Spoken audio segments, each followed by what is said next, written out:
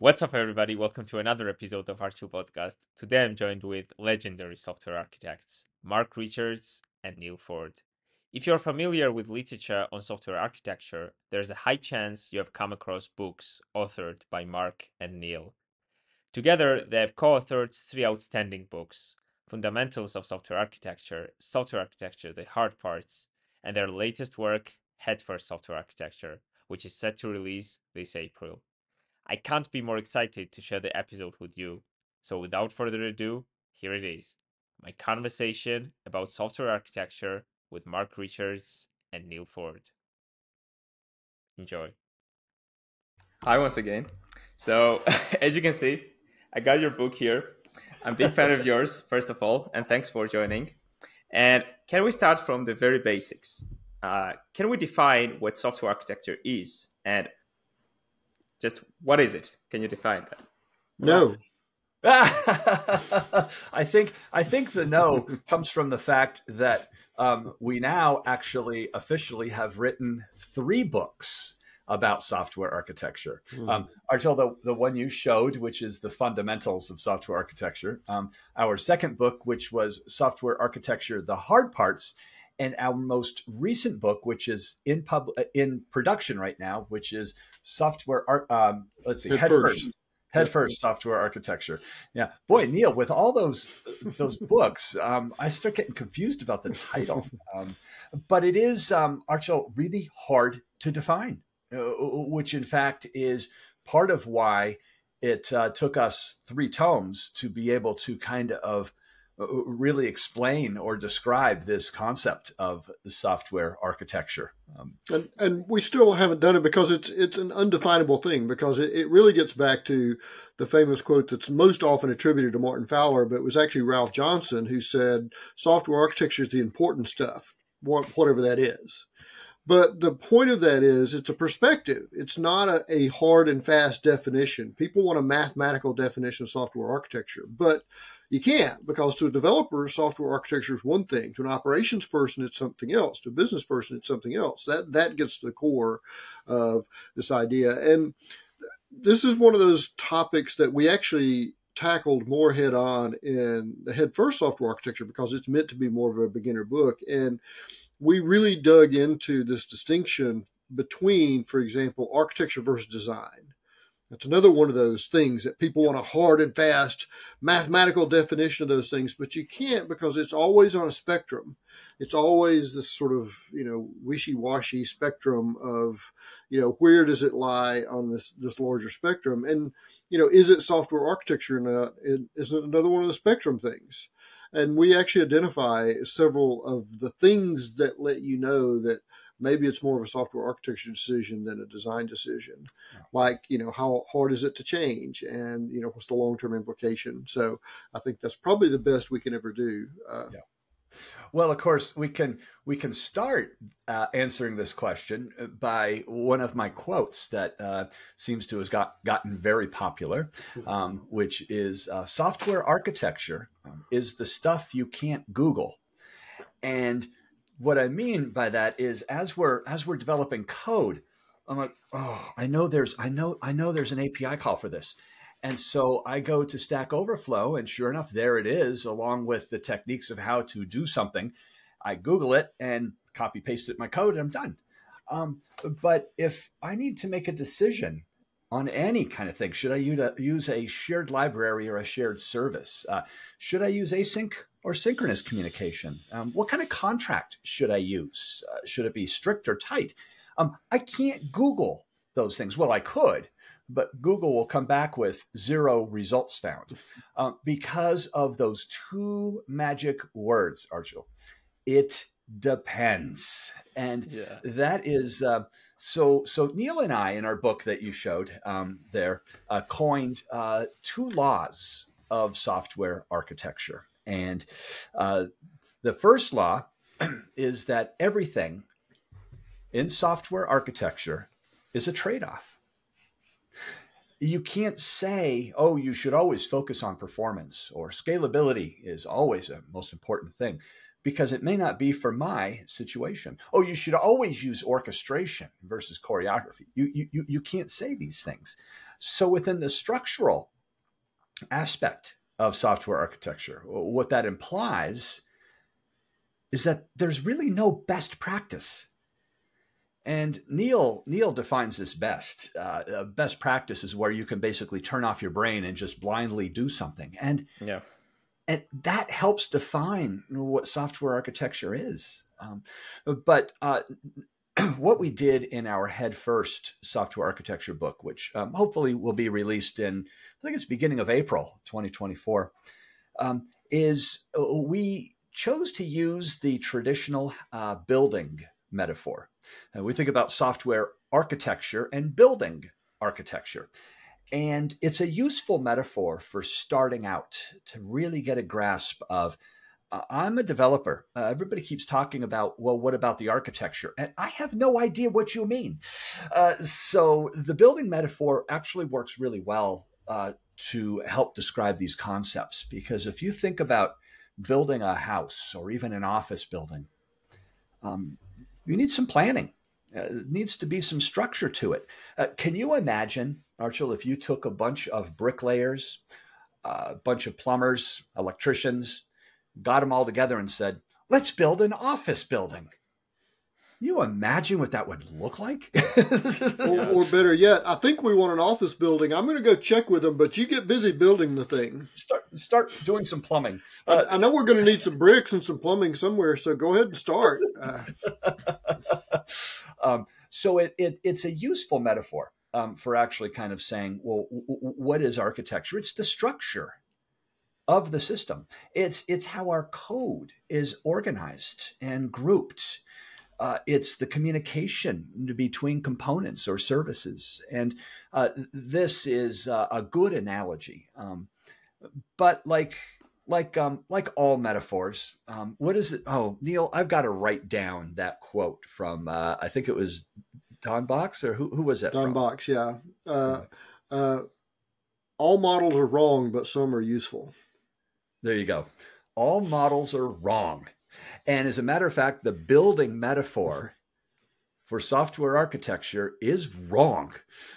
It's useful for getting a sense of saying, oh, if I look at my house right now in my room, I can see if I wanted to move, I've got a wall right here that goes to the outside. Well, if I wanted to move that back 4 feet, you've got a roof, you've got structure, you've got everything's connected to it. That's going to be really hard. It forms the structure, the shape of this house I'm in. But where it really falls apart is the fact of exactly that example I just gave, because business is changing faster than it ever has before. Technology and platforms are changing, almost daily, it seems. And the market is changing. Everything is changing, our environments.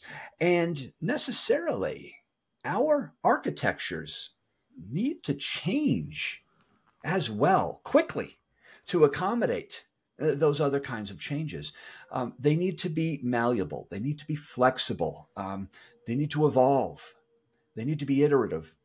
And this is exactly where the building model falls completely apart. And so... Okay, good. Can I just ask a follow-up question? So just getting back to this building metaphor. So let's come up with another building metaphor with the components of the building. Okay, let's say electricity, let's say floors, some elevator, whatever, some different components. Can you now kind of phrase that metaphor in terms of software architecture? What are these building blocks of software? How do they communicate? What is the relationship between each other? And can you talk a bit about that? Yeah, absolutely. Because this really is where I actually enjoy the metaphor. The building blocks of software architecture are what we call architectural components or logical components. And a logical component in any system, as a matter of fact, I'll say every system is built of building blocks, logical components. These are things that the application, product, or system does. And the way those communicate, so picture these components as rooms in your house. So if you think, or your apartment or your flat, and if you think about the floor plan, each room has a specific purpose. A bathroom where we have the toilet and shower. We have a kitchen. Specific purpose is to cook food and eat. Maybe we have a dining room, a bedroom, a closet. These are all components that work together to build the house. So by the same token, our code is grouped into components. So when we talk about the structure of a system, a great example is, let's say we need to do payment processing within our system. Okay, that's something the system does. Now, that whole payment processing may take about 12 or 14, maybe 15 class files. Those class files all interact to do one thing: payment processing. So that becomes one of the rooms in the house or in the flat or apartment. So usually a component in architecture is usually manifested through a namespace or a package structure, a directory structure. And this just makes a lot of sense, because if I'm coding a class file for payment processing, physically I have to put that file somewhere. And in most programming languages, they follow kind of a directory structure. Java uses packages, of course, which match it. .NET uses namespaces. And so I group all 15 of these class files in the same namespace or in the same package structure because they do one thing: payment processing. So that becomes one of the rooms, a building block. Now, we start having other different building blocks: order processing, shipping, inventory. And these are also groupings of source code. Now, how those rooms and components interact is the structure of the system. How big they are. Go ahead, Neil. That would be the hallways. But then you ask yourself, okay, does this particular room need electricity? Yes, it does. Well, that would be the same for a database and a software system. Does this particular need a shared cross-cutting physical capability, like data, like messaging, something like that? So your house has some rooms that have electricity and plumbing, some rooms that only have electricity. So it depends on what that particular room is used for. Yeah. Yep. And go ahead. Yeah. No, go ahead. Okay. Well, and what I wanted to really kind of talk about is, and I think this is good because it gives a sense of what is really kind of software architecture, and it's the structure. If we have a large monolithic system, and that's a single deployment unit where we have a single assembly or a single ear file or a single war or whatever. We deploy that, and it still has a structure. That internal structure is how all those components interact with each other. And this is where we get big balls of yarn, and everything's just interconnected. I make one change to payment processing, and suddenly something else is breaking because of all the interconnectivity and dependencies and coupling between the components. You see, classes within our payment component are probably and likely highly coupled.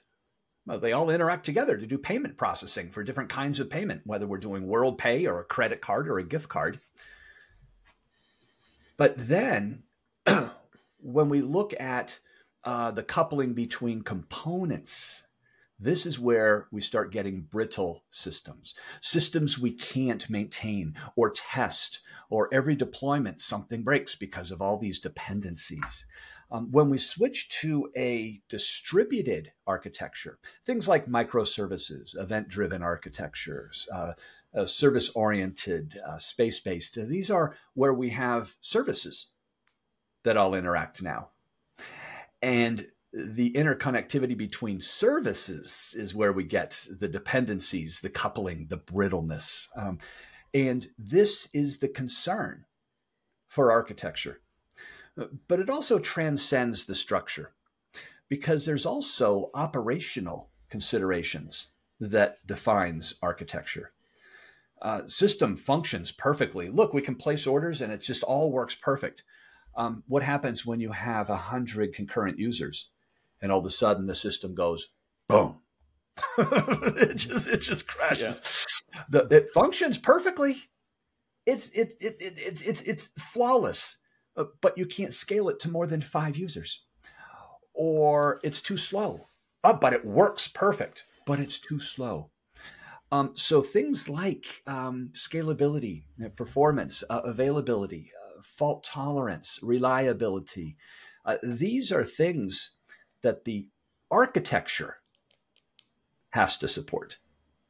We can code it perfectly, but certain things, as Neal is fond of saying, can only be solved through architecture. So these become those kind of cross-cutting concerns, orthogonal to the actual functionality of the system.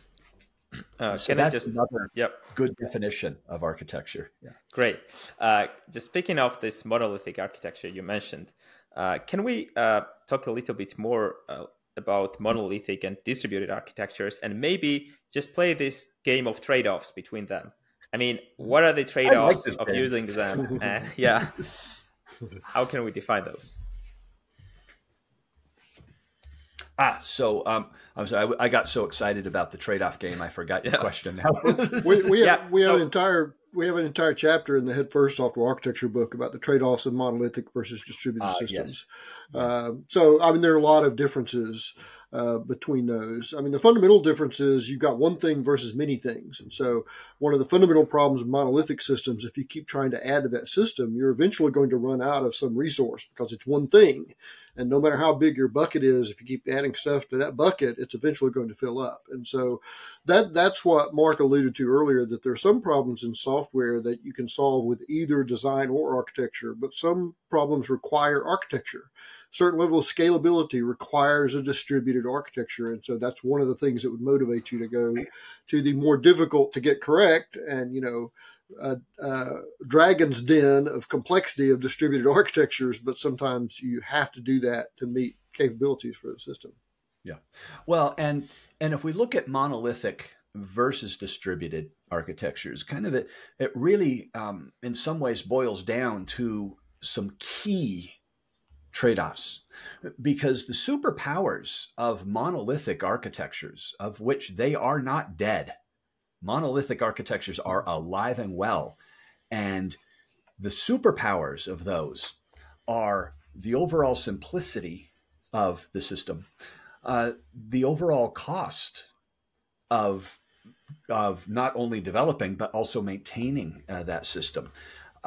These are two core. Oh, and basically overall simplicity. These are the level of effort involved in creating and maintaining these are in fact the superpowers of monolithic architectures. No matter how trendy microservices are, cost never goes out of fashion for business people. So, well said. Yes. But then, if we look at the superpowers of distributed architectures, we've got things like scalability, things like fault tolerance, elasticity, evolvability, agility. To make a change in microservices, I change one single purpose function. That's my change, and I deploy it. These are the superpowers. Turns out that the kryptonite is exactly reversed, because the things that are superpowers for those distributed architectures, monolithic, don't support well, and vice versa. Choosing things like microservices may be a great option for you, but it's going to be very expensive. It's going to be very complex. And it's going to be a huge level of effort. And so tight timeframes, tight budgets, this is the trade-off that we have to incur or consider now when we're looking at monolithic versus distributed systems. Yeah, great. And both of you already mentioned multiple times software architecture versus software design. Can we maybe we just call something software architecture and another thing software design? But can you tell me a bit more about those?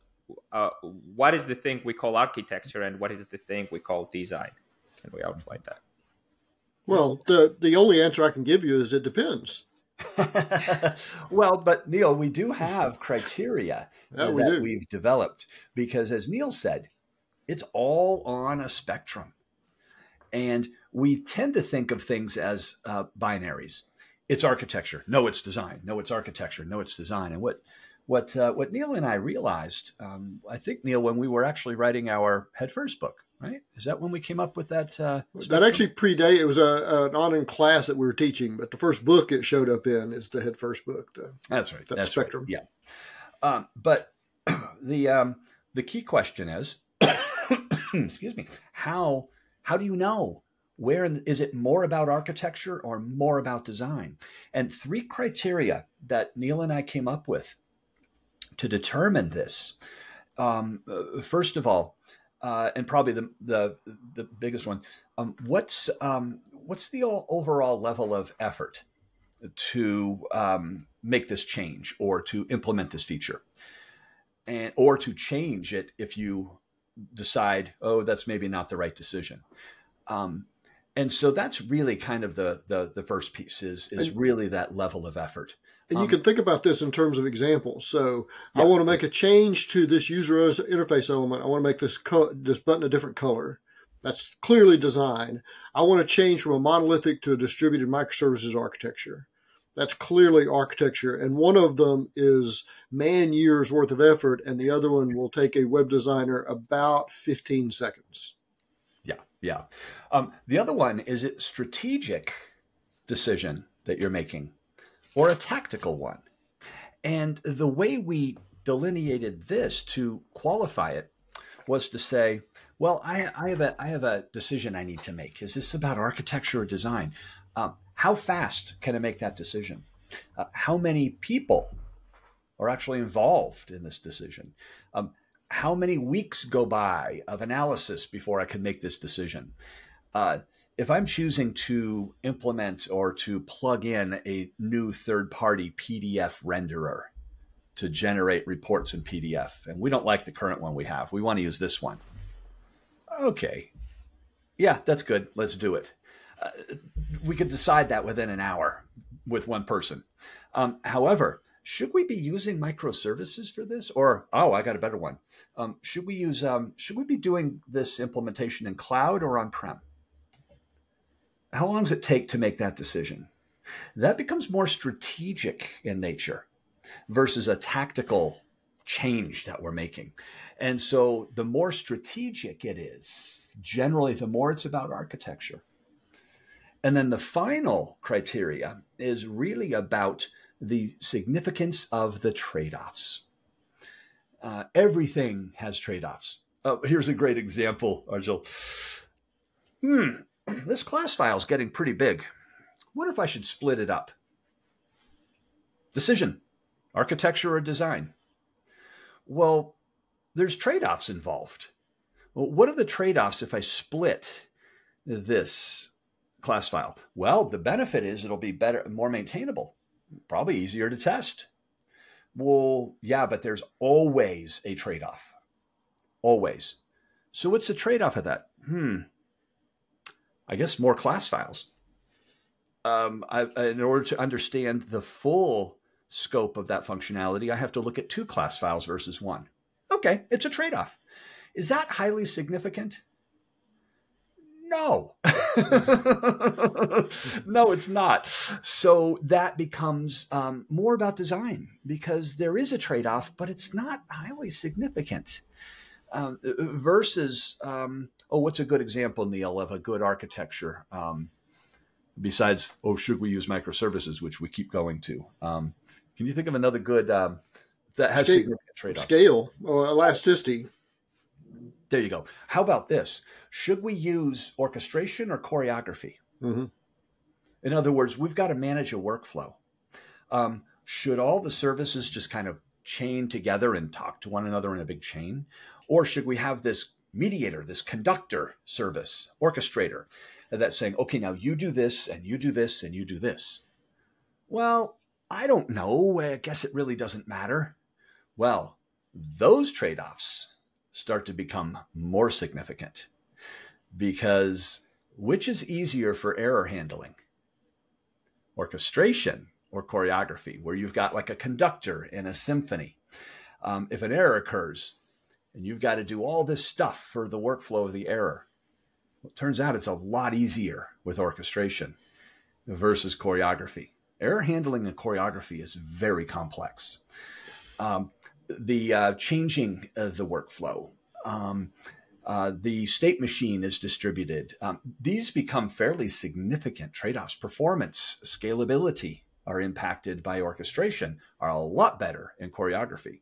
So which is more important to us? And it's like, oh, well, yeah, that's important. And so that starts to become more on the architecture side of the scale.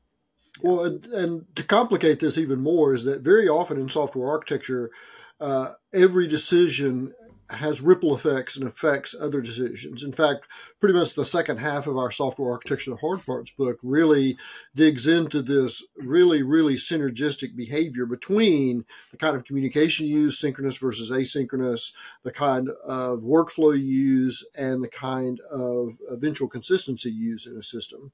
Those have an inordinate impact on each other. So you can't make a decision in isolation, and you also have to look at the ripple side effects of those decisions as well, which is also impacts your overall decisions in your architecture. Yep. One thing, Archil, that I'd love to talk about, because we've spent a lot of time in this podcast already talking about kind of what is software architecture and some good examples of what it is. One of the other important questions, I think, is, well, okay, so I get it, but why? Why is software architecture That's a great important? question. Yeah. Why, as a developer, should I have to worry about this stuff? Because I'm a developer. I focus on code, and I don't know about this architecture stuff. And so I love the question, why is software architecture important? Or why should I be concerned about software architecture? I'd love to talk about that, because I think that is a good complementary discussion to what is it? Mm-hmm. And do I need to really care?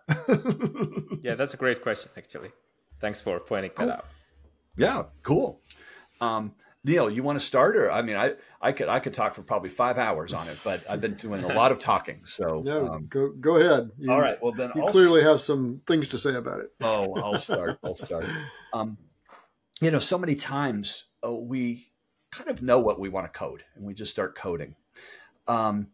Why should I be concerned about components? Why should I be concerned about architecture? And part of the answer to that, and there's a lot of answers, but part of it is the frustration that occurs when we build a system and it works perfect, and we don't need no stinking architecture.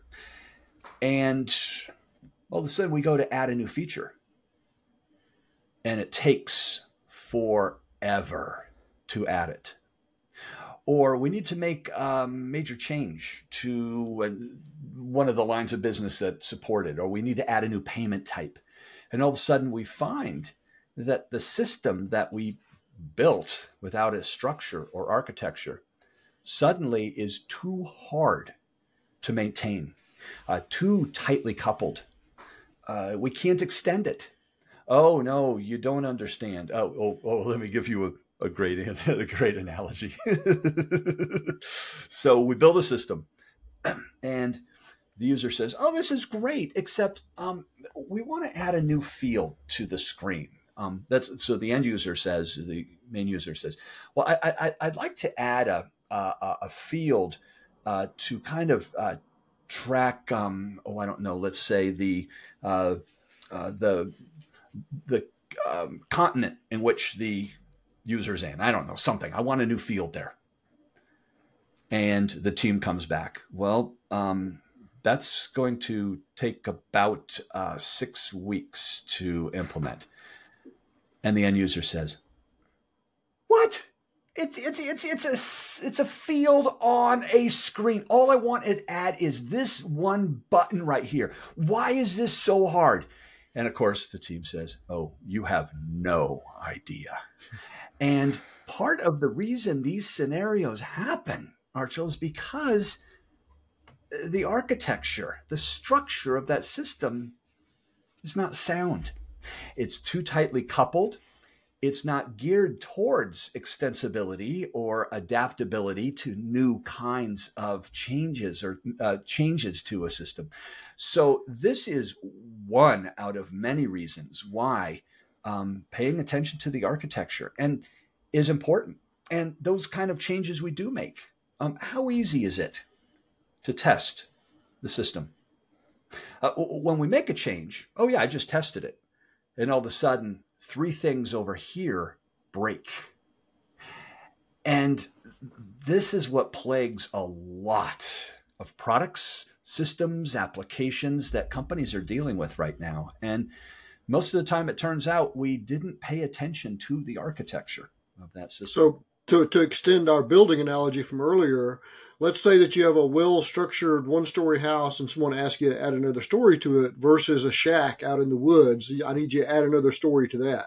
Which of those is going to be easier to add another floor to? Because it's ostensibly the same amount of work. We're adding another floor to it. But for the shack, you're going to have to go in and shore up the walls and fix the holes and, support the fountain and all that stuff. Whereas that is, an indication of, a good architecture for something allows extensibility and allows, change and maintainability and that kind of stuff. And the same is true for software architecture. Well, there's also an analogy that Neal uses, which I absolutely love. And it's the doghouse. You should tell it, Neal, because I just love this one. Well, one of the questions I get a lot because I'm associated with a company that does a lot of Agile software development is, I thought Agile, you didn't do architecture in Agile because Agile is all about, getting stuff done and, start coding right away. And what I tell people is it's really about level of effort. So, and the analogy I use is a doghouse. So if I want to build a doghouse, I don't need an architecture. I need to go to the hardware store and buy some woods or nail it together. Or I could probably go to a furniture store and buy a kit and just snap together the parts of a doghouse. And my dog would be perfectly happy with that. If I need to design a 50-story office building, I've got to do some planning. I need elevator shafts and electricity and load-bearing walls and foundation and that sort of stuff. So the similar analogy is, okay, I need to build a website to track my kids' football games.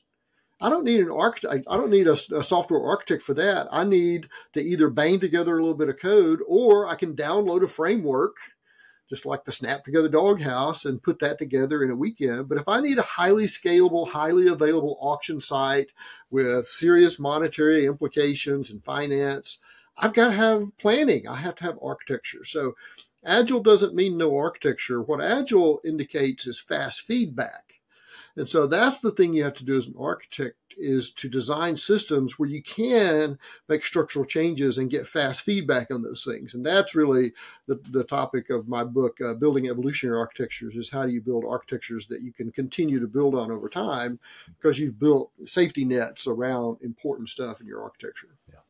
So Neal, I just can't help but as I'm watching you talk, you've got a bookcase behind you that spans your entire wall. And that's got to be probably 16 feet long, yeah, and 8 feet high. And so I'm looking at that bookcase and thinking, what is the weight of all of those books there? And I'm currently reading a book called The Fraud by Zadie Smith. And this book opens with this is in England, and this worker comes in, this kind of kid, to fix a hole in the upstairs floor. And the hole, and he kind of peers down and he's like, yeah, there's a hole here. And the hole was there because the main character is an author, and a very prolific author, and has written so many books that he stacked them on his bookcase, and the bookcase fell through the floor and created this huge hole. And it's the opening of the story. But I love this analogy because I'm looking at the bookcase and thinking, I want a bookcase. Do I need an architecture? You can see my bookcase back here is about 1/10 the size of Neal's. So if I want to build a bookcase, I can go to the store and just get some hammer and nails and put together a bookcase. But then if I think about how wide it is, how high it is, the weight of the books, it's either going to work or it's not going to work. I mean, but what I build the structure for is to hold books. But Neal, that's got to be a lot of weight on that side of your room. Absolutely. And when we talk about planning and architecture, this is a perfect example because yeah, it's a floor of a house, big deal. But if we start loading up too much weight, too many books, well, yes, that floor will not be able to hold it, and it will actually come crashing down. And it's a great analogy to our systems that we build as well, because those books literally are functionality. Maybe it's requests going through your system. And the more users, the more our company grows, the more throughput we get through that system, the more strain on that system there is in terms of capacities and everything. All that really is an analog database. Yeah. And I think, Neal, as I'm looking at your bookcase from a capacity standpoint, I would say that that's not going to scale. Yes. I definitely have scalability problems for my analog data in my house. We have books everywhere. But these are Archil, concerns that most developers don't think about.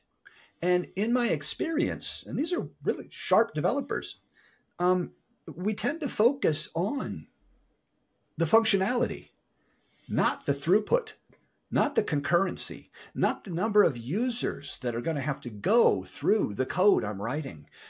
The response times. If I say, oh, well, let me see. Oh, I need that data. Oh, let me go make a call to the database, and then I do this. That's just a basic thing I'm going to think about. But that call to a database is consuming a connection to that database, and it's taking longer. And what about that query I'm making? And so we tend as developers not to think about these kind of concerns. And that's where we start running into trouble. Because like I said before, at the beginning of the podcast, functionality is perfect. It's flawless. But you can't get more than 5 users through it, or it takes too long. So these are some of the things of the why piece of why architecture is important.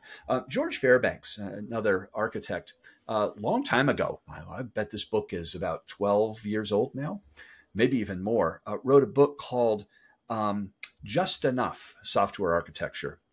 It's a great book. I've got it in my other bookcase in my other room there. And what he talks about is something similar to what Neal just referred to with the doghouse analogy. I just need a simple doghouse. I have a simple website. I don't need to worry about architecture. Let me just get this out. And what he says is kind of the same thing. When do you need software architecture? And the first part of the book, he puts it basically on a risk kind of basis, which is really interesting. How much risk are we going to incur with this system if we don't pay attention to architecture? If I need a simple website to track my kids' football team, not a whole lot of risk. If we're going to put another bookcase in Neal's room there, that's risk. I think we need to worry about architecture and load and structure because I'm getting worried, Neal. And it's a great way of also thinking about not only why should I be concerned about architecture, but when should I be concerned about architecture as well?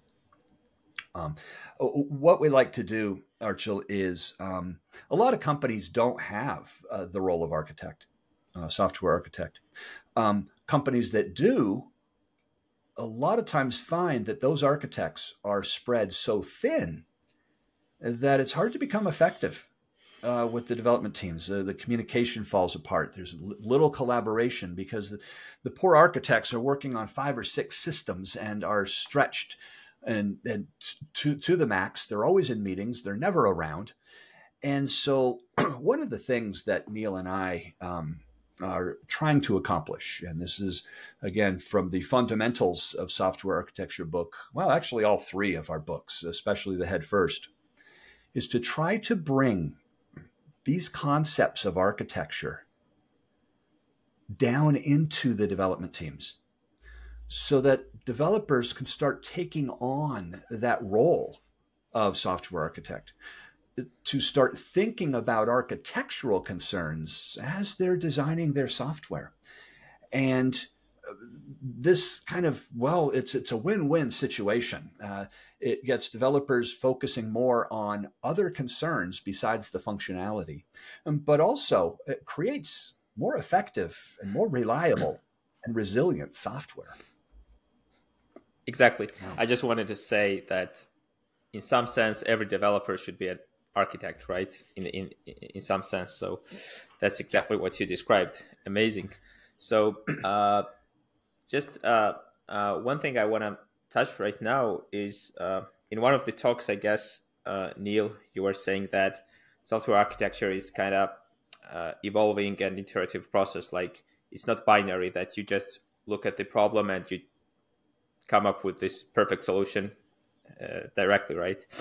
And can we talk a bit about this evolution part of the architecture? Yeah.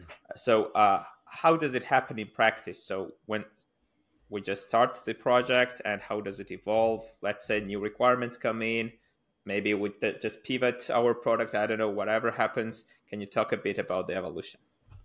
Sure.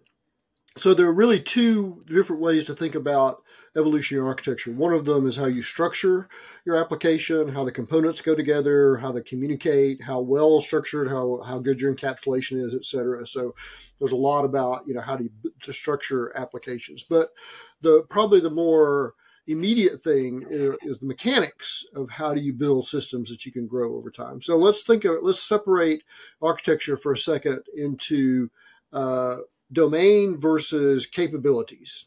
So domain is the problem we're trying to solve. Capabilities are things like scalability, elasticity, performance, etc. So for behavior, in most modern ecosystems, how do we manage regressions? So as we add new features to the system, how do we make sure we haven't broken what's already there?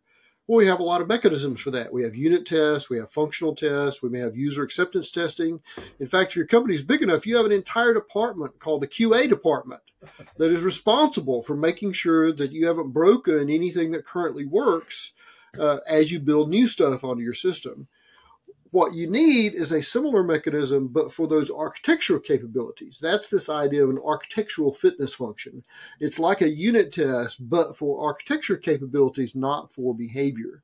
A lot of teams will build these sort of ad hoc things for, one aspect of performance or something like that. But this idea of architectural fitness functions is identify the really critical capabilities of your system. If I have to be elastic, because I'm a concert ticketing site, it's bad for my business if my site can't be elastic and handle a huge burst of new users when the Taylor Swift concert goes on sale in my town. And so that's a really important capability I need to be able to support. And I can build architecture fitness functions that as I make changes to my system, it validates and regression tests to make sure that those capabilities are still there. So a part of this idea of building evolutionary architectures is the ability to, so when you think about software systems, modern software systems consist of hundreds of thousands, millions of little tiny moving parts that can move with surprising degrees of freedom. We need a mechanism that when I make a small change somewhere, I need a way to validate that I haven't broken some mysterious connection somewhere, which happens all the time. That's why we have testing. That's why we have things like fitness functions. And so that's part of the ability to grow a software system, is to be able to define objectively what it does from a capability standpoint, and then have both regression testing for the domain and fitness functions for the architecture. So as you make changes, you can adapt to those things. So for example, you gave an example. Let's say that, we planned this site to be able to handle 100 concurrent users, and surprise, it's way more successful than we thought. We need to handle 1,000 concurrent users. Well, you may have a fitness function that says 100. Well, now we're going to have to make major changes to our architecture. But now let's change our fitness function and say, well, now it's 1,000. Now we've got to get that thing to pass before our capabilities are up to speed again. So, just like you build a failing test, you could build a failing fitness function and then start trying to change your system until it achieves that objective goal that you're trying to get to. As a matter of fact, Neal has a great new term from the second edition of Building Evolutionary Architectures, fitness function driven architecture. Yep. Yeah. So we do TDD, test driven development, where we write our unit test, and of course it fails because there's no code. And then we write the code to pass the test. And by the same token, Neal's got this idea of, well, we know what the architecture needs to support, so we can write those tests and they will all fail. And we continue to evolve the architecture. We continue to write code and continue to run those tests. And those fitness functions tell us how close we are to our goal and if we've reached it or not. And so it's kind of a very intriguing concept, even though TDD is kind of sort of on the decline. I love this idea. Well, and in fact, there's a great example on the Martin Fowler website of LMAX, LMAX, which was literally a fitness function driven architecture, because they were entering a market, and the only way they could be successful in that market is if they could handle at least 1 million transactions a second. So literally the first part of that system they wrote was the architecture fitness function. Can we do 1 million transactions a second? And they implemented in a bunch of different technologies and didn't do anything else until they got that one to pass, because that was the number one success criteria. So that's a pure example of a fitness function driven architecture where, that was the first thing they wrote, and it took them a long time to make that one pass. But once they did, the system fell into place because they had the core capability they needed at that point. Yeah, great.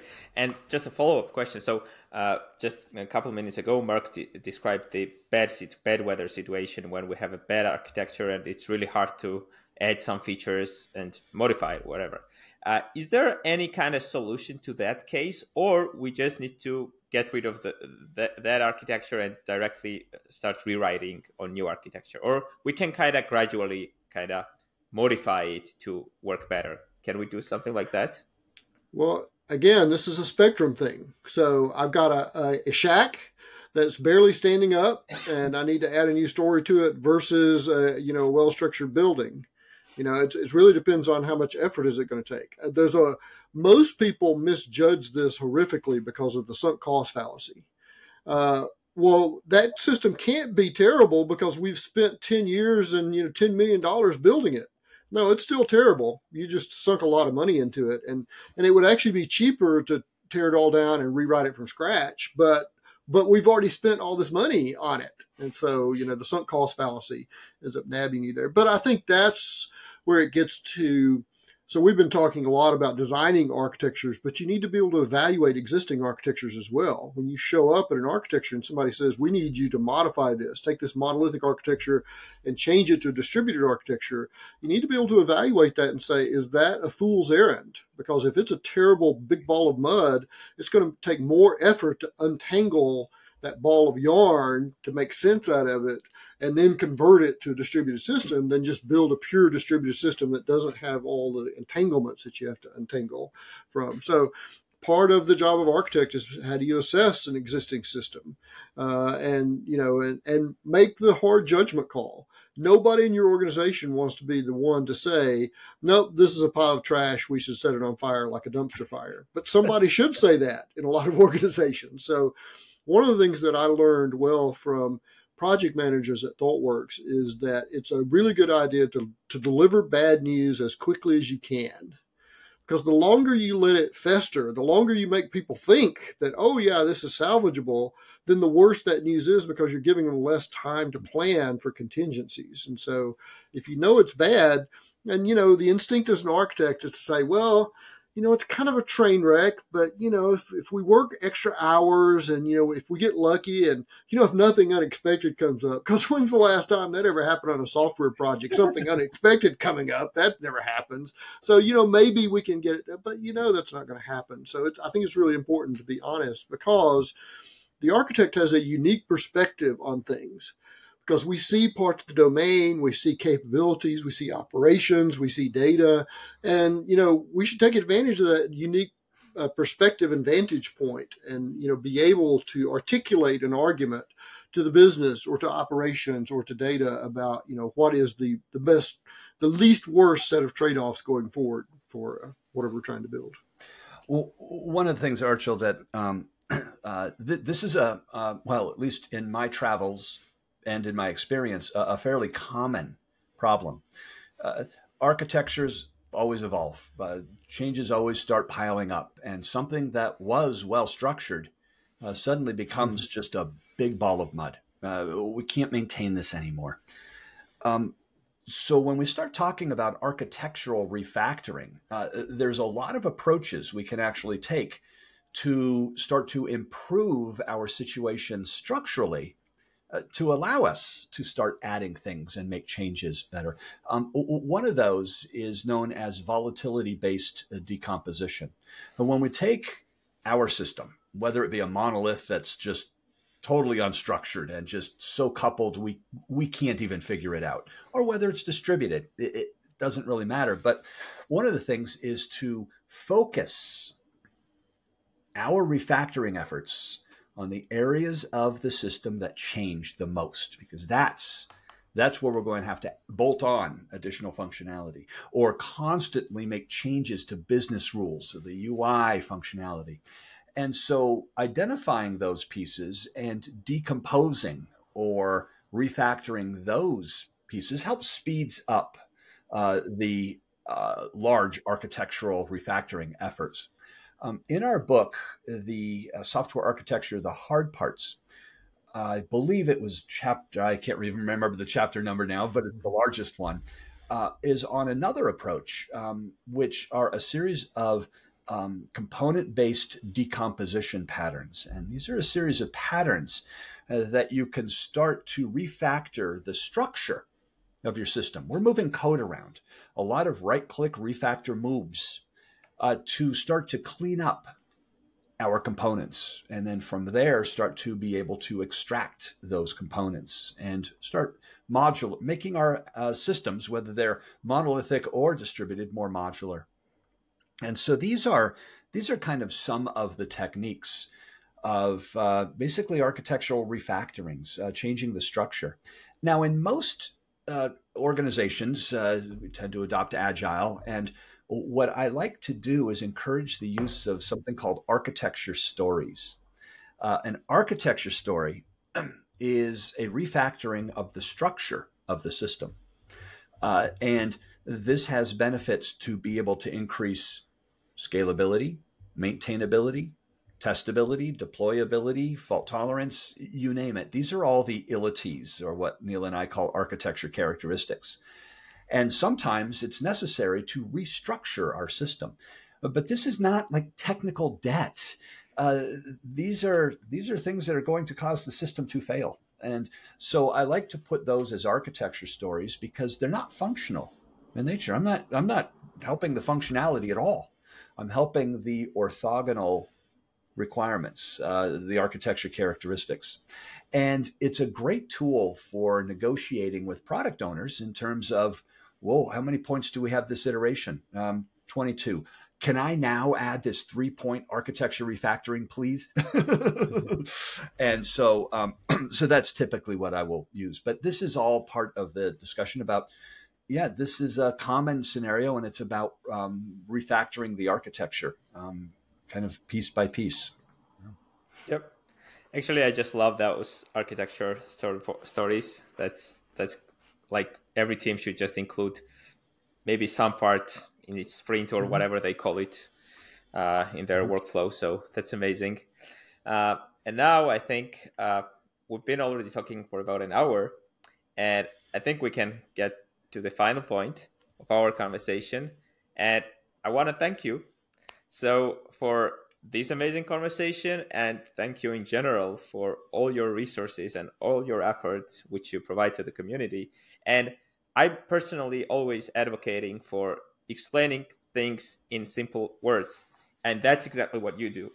And I can't wait to get my cover of Headfirst Software Architecture in April, I guess, because in particular, I love those series because Headfirst series are especially built for that, for very simple words, very simple structure. And yeah, can't wait to get that, and wish you all the luck and all the best. And thank you once again.